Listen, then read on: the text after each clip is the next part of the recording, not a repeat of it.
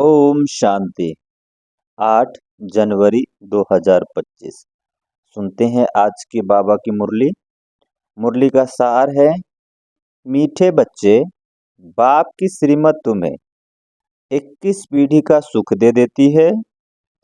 इतनी प्यारी मत बाप के सिवाय कोई दे नहीं सकता। तुम श्रीमत पर चलते रहो। मीठे बच्चे, बाप की श्रीमत तुम्हें 21 पीढ़ी का सुख दे देती है। इतनी न्यारी मत बाप के सिवाय कोई दे नहीं सकता। तुम श्रीमत पर चलते रहो। सुनते हैं आज के मुरली का प्रश्न।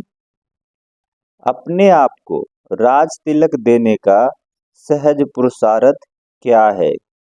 अपने आप को राज तिलक देने का सहज पुरुषार्थ क्या है? इसका उत्तर है, बाबा ने कहा, अपने आप को राज तिलक देने के लिए बाप की जो शिक्षाएं मिलती है उन पर अच्छी रीति चलो। इसमें आशीर्वाद व कृपा की बात नहीं। फॉलो फादर करो, दूसरे को नहीं देखना है। बाबा ने कहा कि फॉलो फादर करो, दूसरों को नहीं देखना है। मन मना भाव, इससे अपने को आप ही तिलक मिलता है। पढ़ाई और याद की यात्रा से तुम बेगर टू प्रिंस बनते हो। आज की मुरली का गीत है ओम नमो शिवाय। ओम शांति। जब बाप और दादा ओम शांति कहते हैं तो दो बार भी कह सकते हैं। बाबा ने कहा कि जब बाप और दादा ओम शांति कहते हैं तो दो बार भी कह सकते हैं, क्योंकि दोनों एक में हैं। एक है अव्यक्त और दूसरा व्यक्त, दोनों इकट्ठा है। दो का इकट्ठा आवाज भी होता है, अलग अलग भी होता है। यह एक वंडर है, यह भी एक वंडर है। दुनिया में यह कोई नहीं जानते कि परमपिता परमात्मा इनके शरीर में बैठ ज्ञान सुनाते हैं। यह कहाँ भी लिखा हुआ नहीं है। बाप ने कल पहले भी कहा था, अभी भी कहते हैं कि मैं इस साधारण तन में बहुत जन्मों के अंत में प्रवेश करता हूँ, इनका आधार लेता हूँ। गीता में कुछ न कुछ ऐसे वर्शंस है जो कुछ रियल है। बाबा ने कहा गीता में कुछ ऐसे ऐसे शब्द है जो कुछ रियल है। यह रियल अक्षर है। मैं बहुत जन्मों के अंत में प्रवेश करता हूँ। कौन से रियल अक्षर है? गीता में लिखा है कि मैं बहुत जन्मों के अंत में प्रवेश करता हूँ, जबकि यह वानप्रस्थ अवस्था में है। इनके लिए यह कहना ठीक है। पहले पहले सतयुग में जन्म भी इतना है, फिर लास्ट में वानप्रस्थ अवस्था में है, जिसमें ही बाप की प्रवेशता होती है, जिसमें ही बाप प्रवेश करते हैं। तो इन इनके लिए ही कहते हैं, यह नहीं जानते कि हमने कितने पुनर्जन्म लिए। शास्त्रों में 84 लाख पुनर्जन्म दिखाया है। यह सब है भक्ति मार्ग। इनको कहा जाता है भक्ति कल्ट। ज्ञान कांड अलग है, भक्ति कांड अलग है। भक्ति करते करते उतरते ही आए हैं। यह ज्ञान तो एक ही बार मिलता है। बाप एक ही बार सर्व की सदगति करने आते हैं। बाप आकर सबकी एक ही बार प्रारब्ध बनाते हैं भविष्य की। तुम पढ़ते ही हो भविष्य नई दुनिया के लिए।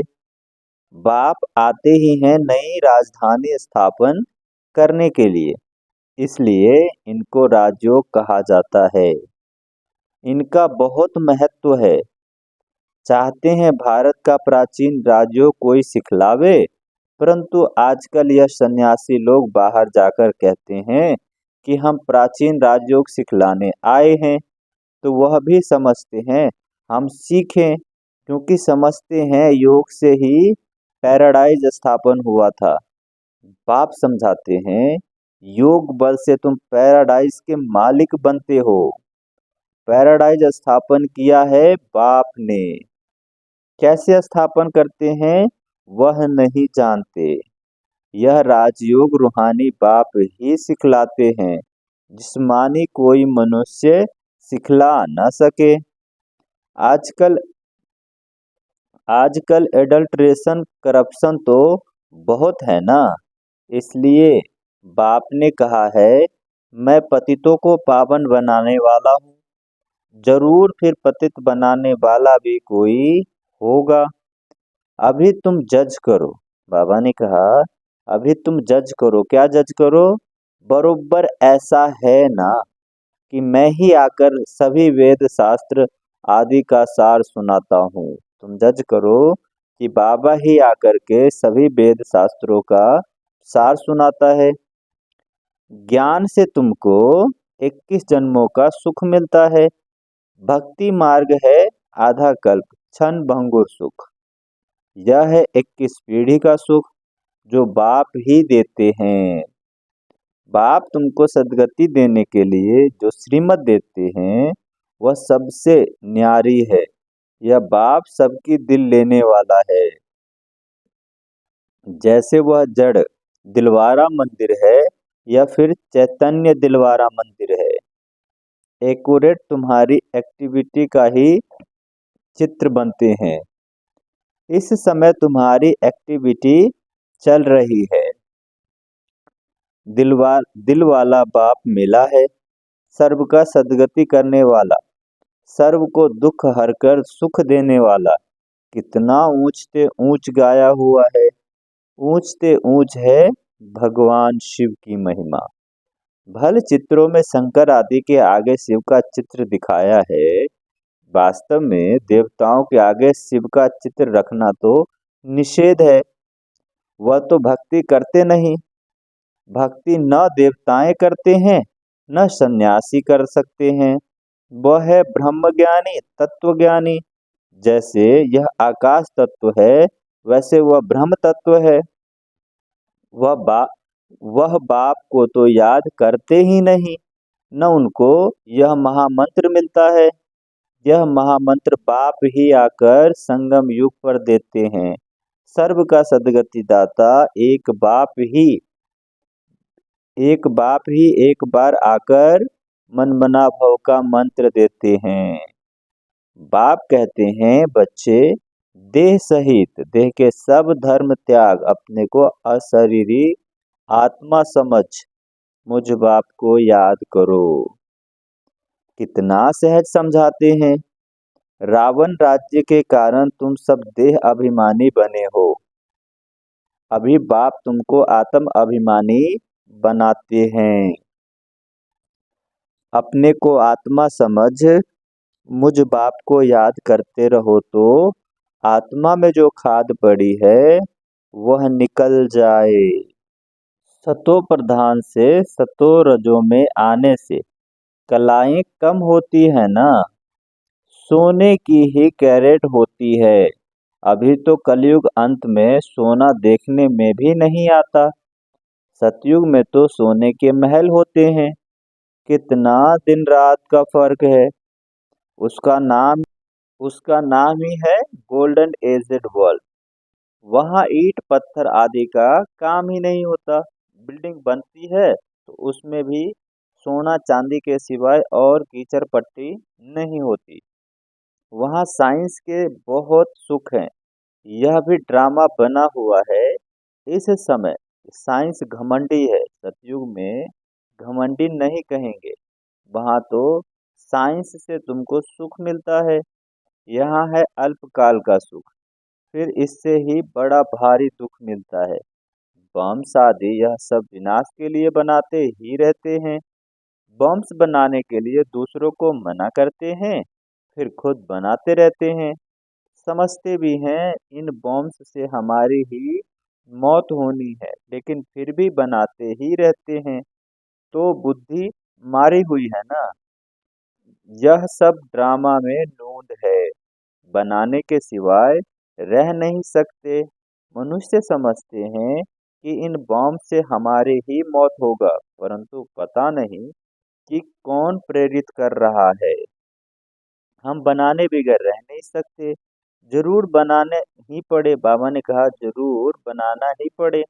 विनाश की भी ड्रामा में नूंद है। कितना भी भल कोई पीस प्राइज दे, परंतु पीस स्थापन करने वाला एक बाप ही है। शांति का सागर बाप ही शांति सुख पवित्रता का वर्षा देते हैं। सतयुग में है बेहद की संपत्ति। वहाँ वहाँ तो दूध घी की नदियां बहती है। विष्णु को क्षीर सागर में दिखाते हैं।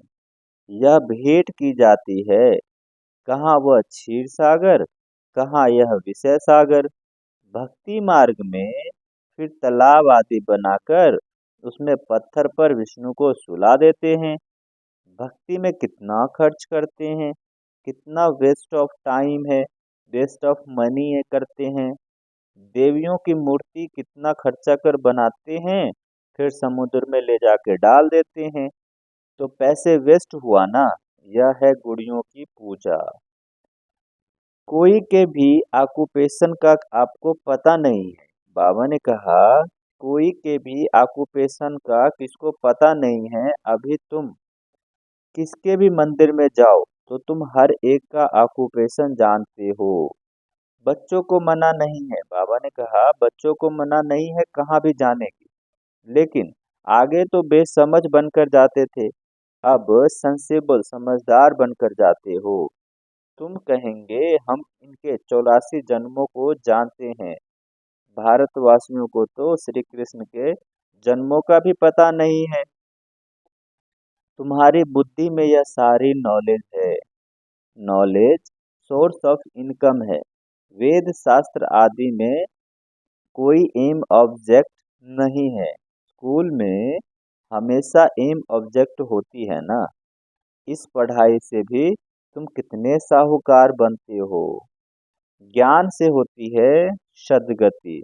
इस नॉलेज से तुम बनते हो संपत्तिवान। तुम कोई भी मंदिर में जाएंगे तो झट समझेंगे यह किसका यादगार है। जैसे दिलवारा मंदिर। अच्छा। मीठे मीठे सिकी लधे बच्चों प्रति माता पिता बाप दादा का याद प्यार और गुड मॉर्निंग। रूहानी बाप की रूहानी बच्चों को नमस्ते। हम रूहानी बच्चों की रूहानी माता पिता बाप दादा को याद प्यार गुड मॉर्निंग और नमस्ते।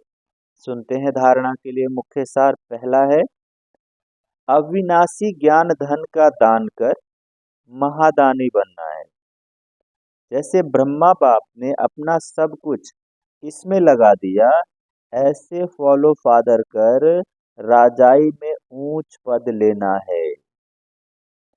धारणा के लिए दूसरा पॉइंट है सजाओं से बचने के लिए ऐसा योग कमाना है जो कर्मातीत अवस्था को पाले।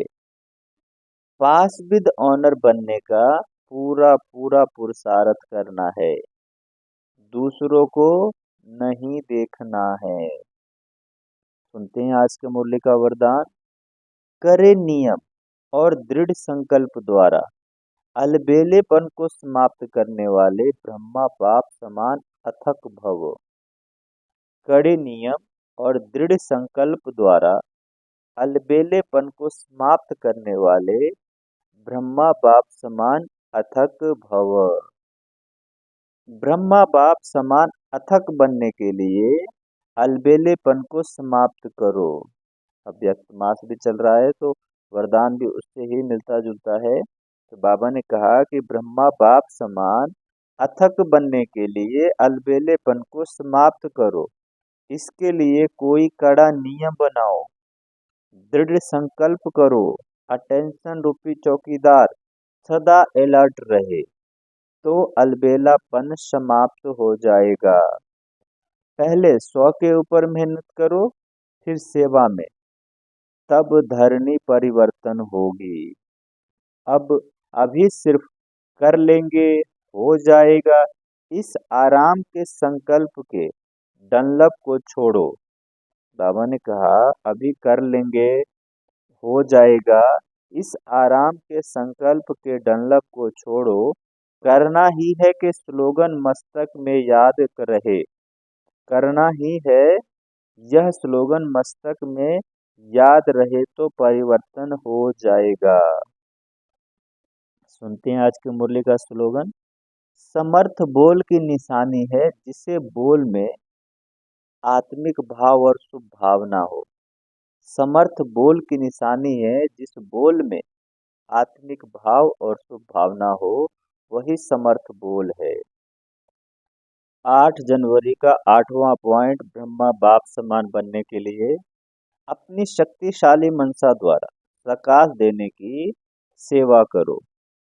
जितना जितना समय समीप आता जा रहा है, उतना व्यर्थ संकल्प भी बढ़ रहे हैं, लेकिन यह चुकतू होने के लिए ही बाहर निकल रहे हैं। उन्हों का काम है आना, आपका काम है उड़ती कला द्वारा, सकाश द्वारा परिवर्तन करना। उसका काम है आना और आपका काम है उड़ती कला द्वारा, सकाश द्वारा परिवर्तन करना। घबराओ नहीं, उसके सेक में नहीं आओ। अच्छा, ओम शांति।